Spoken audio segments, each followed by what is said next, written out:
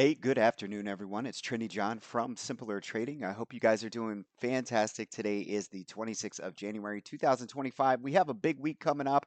I'm going to try to make this as short as possible. A few things before we get started. Please hit the like button and please share this video with anybody you know who's interested in trading. Maybe it's family, friends, or maybe you have some sort of friends that are on or in the Twitterverse that are having a really hard time because they're following traders who don't have a system or any sort of transparency. That's right, bring them over here, let them watch this video, and hopefully this can help them out. This is called the broad market analysis, and the way that we get started here is we are going to start with this week's market watch, and this is free information. This is the URL if you are interested. And what I do is I look for this week's major U.S. economic reports and Fed speakers. So this week is important because starting here, you guys can see on Monday, it is pretty quiet. We have new home sales. But as we start to get closer to Wednesday, that's where it gets really interesting, right? But first, durable goods, S&P K-Shiller, consumer confidence. And the reason why we go over these is because they can create volatility in the market. Now, I would say 90+% of traders are all taught to sit on their hands, wait for price to move, and then try to take action. And I say that's BS. Like, that is the worst information I could give any trader. The best approach, in my opinion, is to identify supply and demand zones where bigger money is creating these pivotal marks in the charts. And our job is to identify those. What you need to understand is when these come out, the times that they're coming out. These are Eastern time. And the idea, really quickly, is we identify zones. And I'm going to show you this here in a few minutes on a few charts. But let's just say price is here. Let's say that price breaks down. It comes into a demand zone that we identified. The information that push price there may be consumer confidence. It may be something that Jerome says on Wednesday. It could be earnings, right? Any of that information.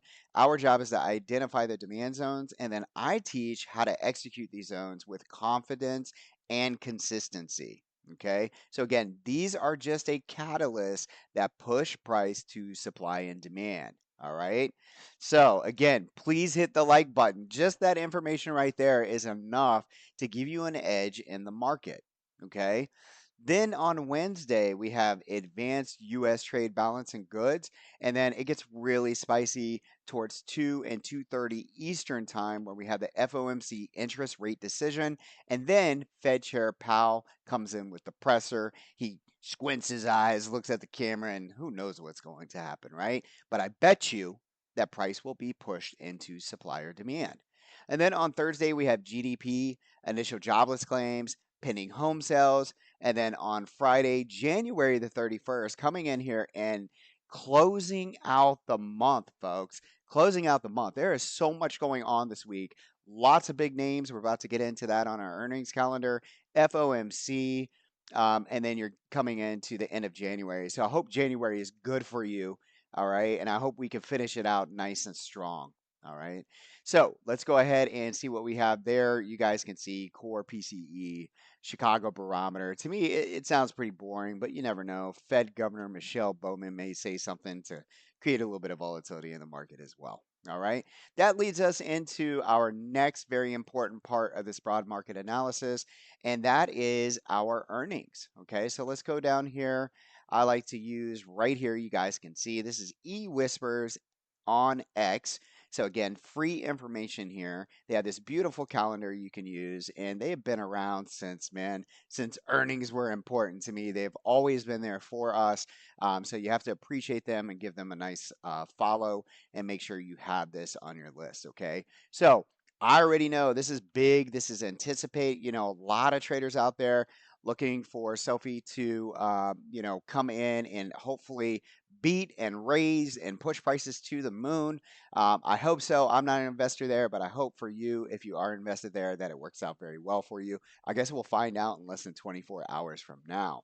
Some names that I'm actually interested in, and I love trading names into earnings. So going back to what we were just talking about, This is just a catalyst that pushes price to supply and demand. Now, I have a way of teaching earnings that I absolutely love. And if you're interested, come check us out at Simpler Trading.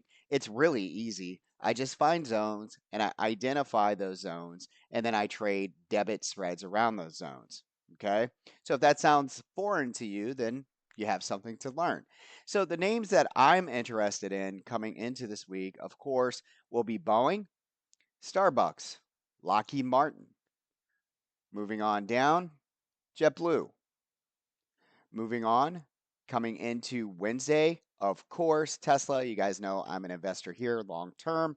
And then as we move down, ASML, Meta, Microsoft, IBM, ADP, TMS, T Mobile, Lamb, IBM. I mean, it just keeps getting better and better and better. And then as we come into Thursday, Apple, Intel, I have a long term position here. I've started some leaps. I also have a hedge in it. I mean, shoot, wouldn't you have a hedge in this name? And then moving on down, Visa. And then moving down here, one of my favorite names as well, CAT. And then coming in on Friday, we have Exxon, Chevron, and then a couple other names here if you guys are interested. So again, nice jam-packed earnings. I can't wait to see, how these companies do, what their guidance are. I'm not, so let me just back up real quick. I don't listen to calls. Like, I listen to price action, I follow price action. I'm a technical trader, so I'm not going, for me personally, I'm not spending my time listening to these calls. I don't need to decipher what the CEO is saying or anything like that. I'll show you that just identifying supply and demand on the charts can help you become a better and more consistent trader. All right. So, again, these are just catalysts that push price to supply and demand. Our next thing that we're going to be looking at that's very important on the broad market analysis is the bigger picture. I like to use quarterly candles. And the reason why I do this is to help me guide my portfolio. Now, this doesn't mean that I just sit around and wait for quarterly candles. It just means the bigger picture, right? I still intraday trade and have a good time looking at other charts like weeklies and dailies and 4 hours and all that stuff. I'll be showing you that as well. All right. It's very, very important. But this here is what really opens up a lot of traders' eyes. And I know this. We have a lot of members here in the trendy room at Simpler Trading, and I have traders all over the world. There's people that don't have time to look at charts every day, and these things are really, really important to them. So every one of these candles represents a quarter. Okay. So when I'm talking about this, we're still using everything that I teach, and you can use it, right? It's fractal across all timelines, except on this chart, you got to remember this takes a person who has patience, who understands the process, who allows price to do what it needs to do on this time frame. So when I'm talking about this time frame, make sure you understand that. Now, I've always put notes in here week to week to keep our traders on the right side of the market. And you guys can see there's a ton of notes. And again, these are weekly. So for this week, the uptrend resumed, just like I said it would in the week before. And the reason why I did that is because last week the SPY was able to get over the golden Fibonacci level, the 618. See, it was at a peak, so it moved up and then it moved down. It found some demand and then it started to curl around. And then once it moved up, there was this golden Fibonacci level that we found. And then price was able to get above that. And because it did, I was looking for the uptrend to resume. And that's exactly what we got this past week. Now, we remain in a relentless buy the dip cycle, but expect things to slow down a little bit as investors wait to hear from Mr. Powell this week. And I showed you just a few seconds ago on the FOMC that they will be meeting on Wednesday for a rate decision. We also have major earnings that will impact the overall sentiment of the market. If all goes well for the bulls, I would expect to see 614 plus. And that 614 could move all the way into the 619 level. If we get a pullback, though, I would expect 602 to 595, and I would expect these to hold. Okay. Unless Jerome comes in and really shocks us all. And I mean, really shocks us. Okay. So, again, These are my levels, very important for this week. Before we move on, I want to make sure that I go over this with you guys. This is an EMA cloud. This is the trendy cloud. There's a lot of clouds out there that look a lot like it. Mine is different in the fact that it has code to let me know when to buy and or sell. Now, again, this is not financial advice, but these are built off of structural candle formations that we have identified, and again, that's where that comes from. So you see some green in here, some green arrows. But what I want you to really concentrate on here is the fact that the quarterly cloud has worked for a very long period of time. And really, in 2025, you could sit here and say, hey, listen, as long as price stays above that cloud, I'm staying bullish for the long term. For any reason, if price starts to close underneath that cloud, that would be something that we haven't seen in a very long time. Matter of fact, the last time that it broke under the cloud was back in 2008. 2008. So it's been a very, very long time.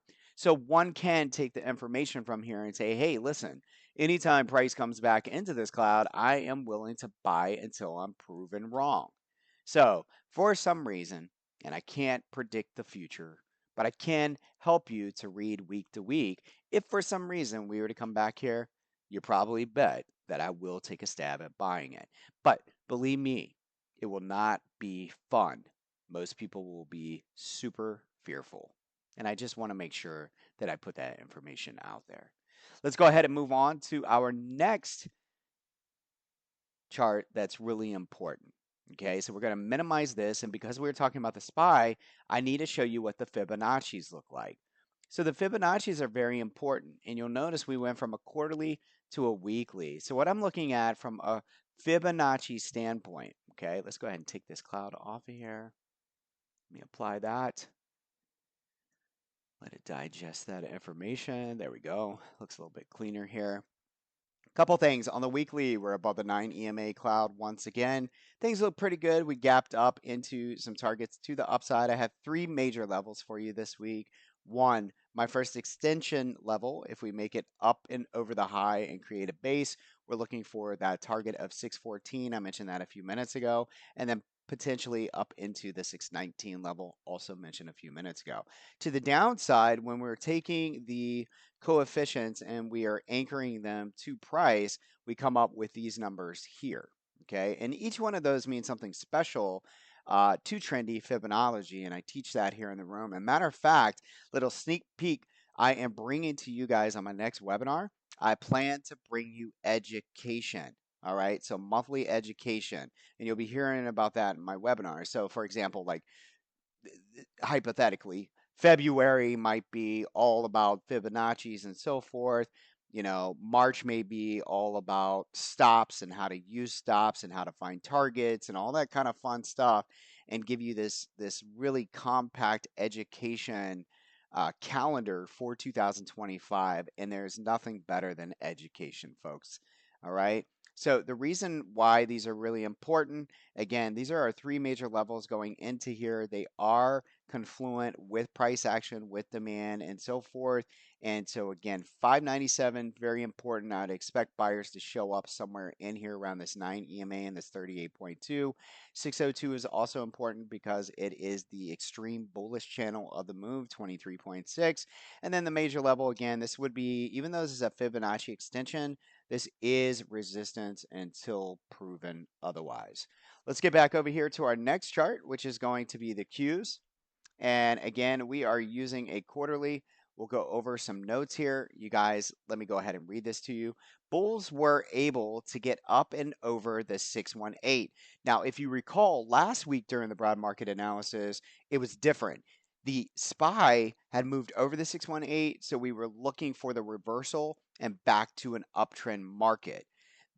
Last week, the Qs were not quite there, but guess what? The Qs did get up and over that level. So just like the SPY, I'm expecting them to continue their uptrend until that level were to break. So just to give you a little bit of background or some context there.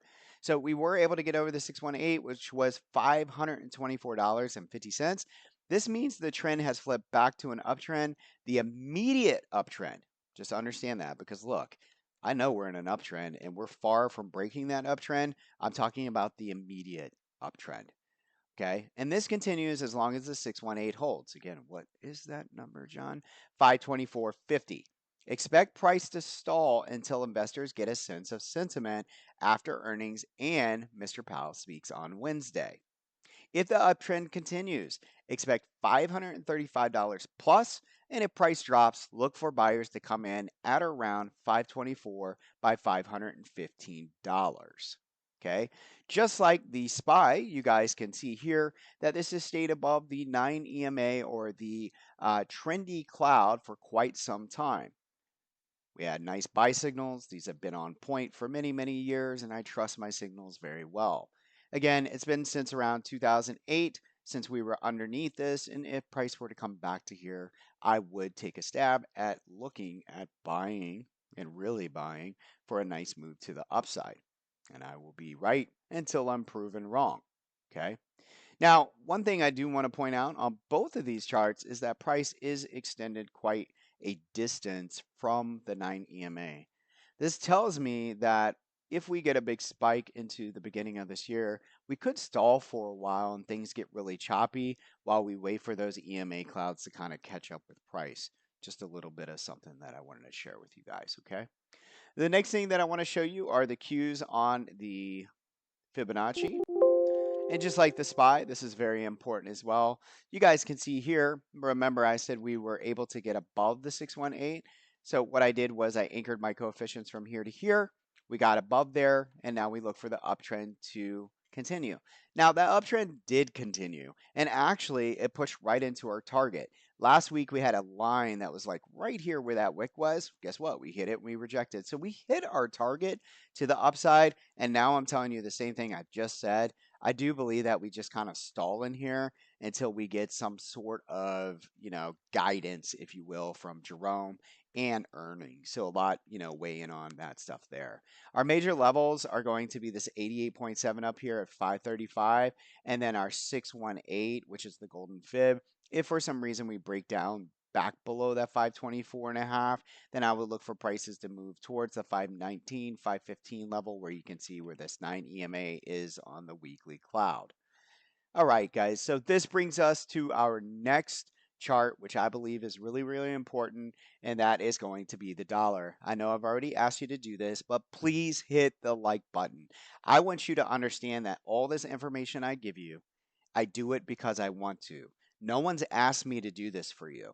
I've been doing this for years, and the way that I get motivated is by you hitting the like button, you sharing with me that this stuff helps you. And if you're in our room and you're doing great and I have changed your life for the better in trading, please leave a testimonial. That's what gets me pumped up to come in here on Sunday during my time and make these videos and push these charts out for you. So please take a moment to do so. Okay? All right. So we are here and we are going to look at the dollar. The way you do that, I'm using TradingView, by the way. DXY, that's going to be the dollar. All right. And instead of a quarterly, we're going to come over here on the weekly, and everything's panned out just the way I wanted it. Prices pushed into supply, it rejected. Prices came into demand, it pushed up.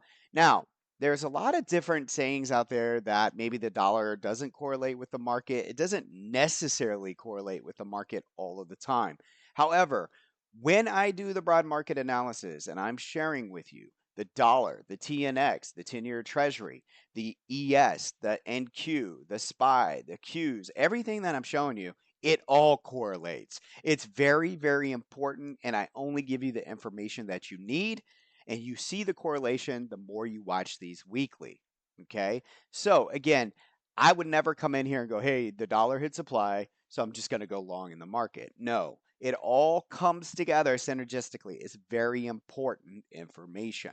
So you will notice that because some of these things broke over the 618 or because they came in demand, and last week we were saying, hey, look for a bounce in the market, that I also told you look for a rejection in the dollar because we were hitting supply. So correlation, I would say yes. The dollar went down, the market went up. This happens over and over. So what I will say, supply and demand in the dollar is correlated to the market. Okay? So very important for you to understand that. So what am I seeing here? Well, we expect a rejection at the supply zone. Because of this, we are looking for signs from the SPY and QQQ to continue up. This week, I expect a range of 104.83 to a 111. So I'm making it pretty wide, folks. Making it pretty wide. So 104.8, which is the back of this zone. It could even come all the way down to 101. I don't know yet. I guess we'll see. And then I'm giving you a level of 111 up here, which is right into this structure right there. So pretty wide levels, and we could surpass those. But for right now, guys, these are my major levels right here and right here. Okay. So please understand that. And again, price is moving back into demand, which means we could see the dollar bounce, which also means you could see in the market that we kind of stall, chop, and go down in the overall market. When I say overall market, I mean Dow Jones, the SPY, the Qs, and so forth. Okay. Let's go ahead and move on. We're going to go into the next very important thing that I teach on the broad market analysis, and that's the TNX or the 10-year Treasury. Now, the 10-year Treasury, let's talk about it really quick. As a trader, I want to see this between 5 and 4 for this week. So 5 and 4. So 5 is here. And just believe me, the TNX creeps up here, things are going to be rocky in the market. Most likely, the market is moving down if we're seeing something like this. What you want to see is just basically chop and sideways action or down. Okay. Now, FOMC is scheduled this Wednesday, right? I know I've told you like 10 times now, but technically, I see this moving towards the 3.8 or maybe. Again, technically speaking, that's what I'm seeing, but maybe there's something in my gut that just says, man, I really would love to see the treasury down. And I'm sure some other folks would too. I'd love to see rates come down. I guess we'll see what Jerome says, but there's no promise here. It almost feels like we need to push up in the market to create extreme euphoria and have something really bad happen in order for, something to increase on or decrease in the rate, all right, in the rate decision and so forth. I don't know though. All right. So that's just what I'm thinking off the top of my head. Again, price action is king. All right. So again, I'd like to see sideways. My major levels going into this week. Again, you got the 5 level here. And then you also could see, like I'm saying, into June, July, I could see prices moving down into this inside and up, which is right here at 3.8. So bigger picture here, smaller picture, I just want to see it kind of in here. All right. So that was our TNX. The next thing is the skew. Let me talk about the skew for a few minutes with you guys. All right. So this is an indicator that is developed. All right. Let me get it back on the chart for you here. So the skew is an indicator that's developed by the Chicago Board Options Exchange. All right. That measures perceived tail risk in the S&P 500. So how do we use this in Traders are in trading. Traders might use the skew index to adjust their portfolios. That's kind of what I do in conjunction with everything that I'm showing you. If the skew is high, one might consider buying protective options, insurance, puts. All right. So when the skew is up here, you should be thinking sideways to down in the market. Okay. Timing is the variable. This is so important. Doesn't mean, oh, it's high. Let's go ahead and put some puts in. Timing is the variable. That's why we're trying to line up everything else that I'm showing you in the broad market analysis. Very important for you to understand, okay? So remember, while the skew is just a useful tool for gauging market sentiment and potential risk, it's one of many indicators that I'm showing you guys, and it should not be used in isolation for making trading decisions, just like the dollar should not be. That's why I'm giving you a plethora of information here. Okay. Now, for purposes here in the trendy room, this box right here serves as a very good level to understand. When you're up here, I was taking profits last week from some of my leap trades, which is pretty crazy. A lot of the leap trades that I started 360 plus days out, my options were already up 40%. So for me, and these were at the money and some of them in the money strikes. So I went ahead and reduced some of my exposure because of this stuff. And I could be wrong. We could continue to pop the top and keep going. But as a being a good steward of my money, I think it's important to take a little bit of profits off the top up here. A lot of warning signs here. Now, if the skew continues to drop down, what that means is it's a little confusing sometimes if you've never watched this. But if it continues to drop down, that means that the market is actually moving down. all right, and risk starts to kind of fade, and then we start to look for risk to come on. But you need to understand that even if we were to pull down here, it's not going to feel comfortable to you. That means in the background, the SPY, what it's done is decided to move down. Okay. And it's kind of scary buying when things are going down. But for me, most likely, I found a demand zone that ties into the skew, that ties into the TNX, that ties into the dollar. It all comes together, and then I'm executing. Okay. So check out this chart. Put the levels on your chart if you like it. If not, no big deal. I've explained to you how I use it. This past week, we were at 173 on the skew, and that means it's extreme caution. Be aware that the market could, at any moment, time is the variable, start to pull back. The next thing that I'm going to share with you guys is going to be the fear and greed index. Now, this is very important because most times when the market is extremely fearful, we're coming into demand zones. Do you know how to identify them? If not, come and check us out. If the market is in extreme greed, typically what it's doing is moving into supply zones. Again, you got to be able to understand and identify these levels. Now, to me, it makes a lot of sense. Last week we were in fear. I told you to look for the needle to start pointing back towards the neutral. And the reason why is because now, right, we're all spectators. Most people are, anyways. They're looking to wait to hear from Mr. Powell and then also from their favorite names reporting earnings. Okay. So again, now we're all just kind of stuck in the middle. Don't diddle in the middle. Wait for price action to push into supply and demand, and then we'll take action. Your fear and greed is at 49 equals neutral. Notice how things have changed very quickly over the last week. Now, next, one of my favorite parts of this entire thing is going to be futures. So we are going to start here with the ES futures and go over a few things. My overall sentiment, first of all, is neutral. I don't want to be extremely bullish or extremely bearish going into such a big week. Technically speaking, on the ES futures, we are in supply. Technically speaking, what I would be looking for is chop to potentially down if the 6098 breaks. Okay. Now, after price came into the imbalance, we got a really nice push back to the upside. And I'll show you that imbalance here in a few minutes. I showed you guys last week. So we got the really nice big push that we were looking for. For now, we will continue to trade intraday charts and stay aware of the bigger picture. My portfolio remains long, but I did take advantage of trimming some long-term trades last week.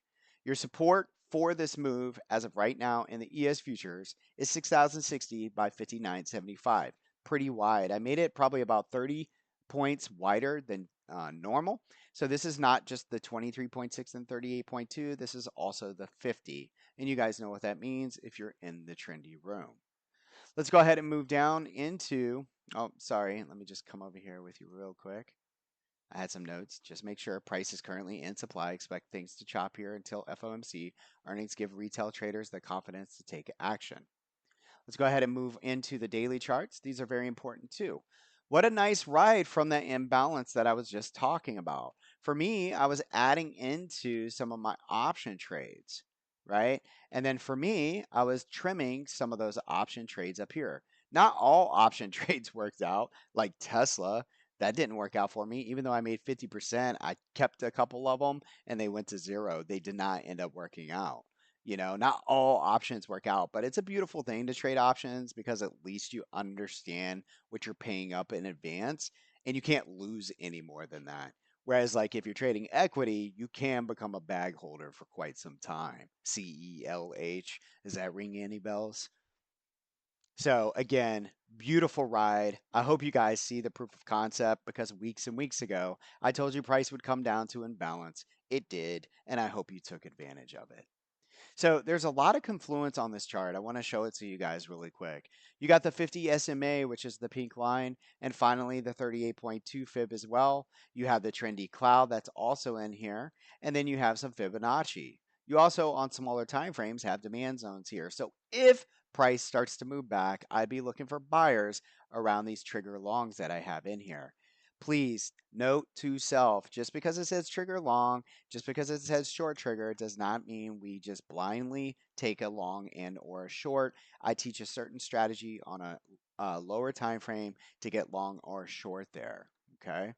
So one thing that is really cool to take note of, the inside day that happened on Friday, this is a beautiful thing because if you understand about inside and up and inside and down, then you know what to look for this week. Your focus should be on Monday. Do we go inside and down, or do we go inside and up? So, really, at the end of the day, if we can continue to the upside, we need a break above the level of 6150. So that's kind of like your level where things could really start going nuts to the upside. Okay. If we start to break down, I would say below the 6120 level, then we should be able to accelerate towards the downside to 6069. Okay. Now, if you guys don't know what the inside and up and inside and down is, I went ahead and put that link on my YouTube page, or sorry, it's on my YouTube page. All you have to do is go into the search on my YouTube page on my channel and put IAU or IAD, and it gives you the lesson on how I identify these. Okay. All right, moving on. Let's go ahead and go into the next chart, which is the 4 hour. Some notes to take here. You guys can see this was lined up with the imbalance. It worked really well. I gave you the 4 hour zone before price got there. It worked well. Things have stalled out and went sideways. And now you'll notice I kept the 4 hours on here, but I went ahead and found a 2 hour zone as well, 60.72 by 60.12. If price were to break down below this trigger here, then this overall trend here is broken.